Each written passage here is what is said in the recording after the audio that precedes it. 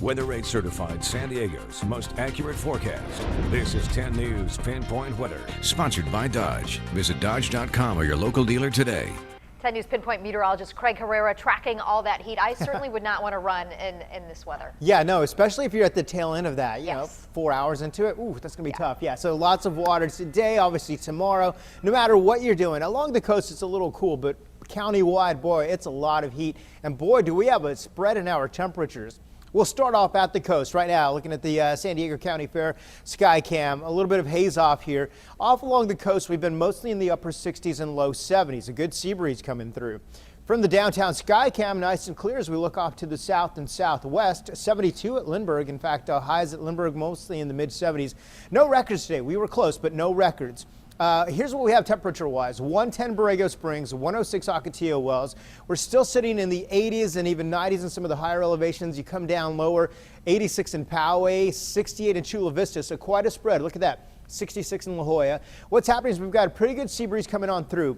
However, relative humidity, you'll notice here, is very dry from our inland communities to the higher elevations. The higher elevations in the teens, single digits for the deserts. Along the coast, thanks to the sea breeze and the marine layer very thin in place, almost 80% relative humidity, so quite a change. All right, so we have a heat advisory in place for the inland communities and the mountains through 8 o'clock on Sunday.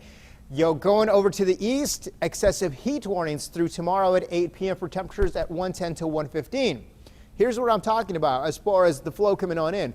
Now, high pressure up to the north. It's not giving us a dry offshore wind, thankfully. We could be talking Santa Ana event. That's not the case.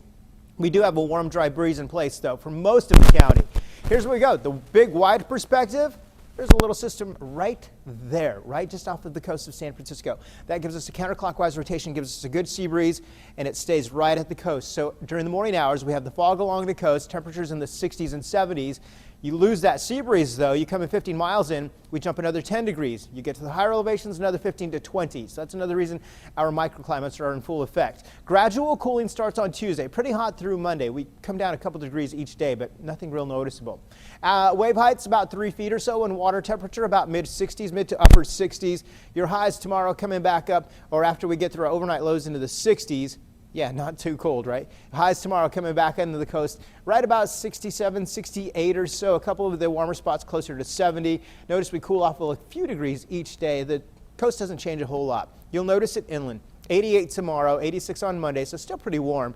We'll start to feel the effects of the sea breeze Tuesday, Wednesday, Thursday. Next weekend, the sea breeze is stronger. I've got breezy on there, but it's a west wind. Thankfully, not an east wind. So it's a cool wind with a little more humidity as opposed to that northeast wind. Boy, things would be a whole different story if we had those dry northeast winds coming in. Absolutely. So maybe this will be an incentive for runners to run fast, get done early tomorrow. That's what I'd say. They might get personal best tomorrow. Yes. All right. Thanks, Craig.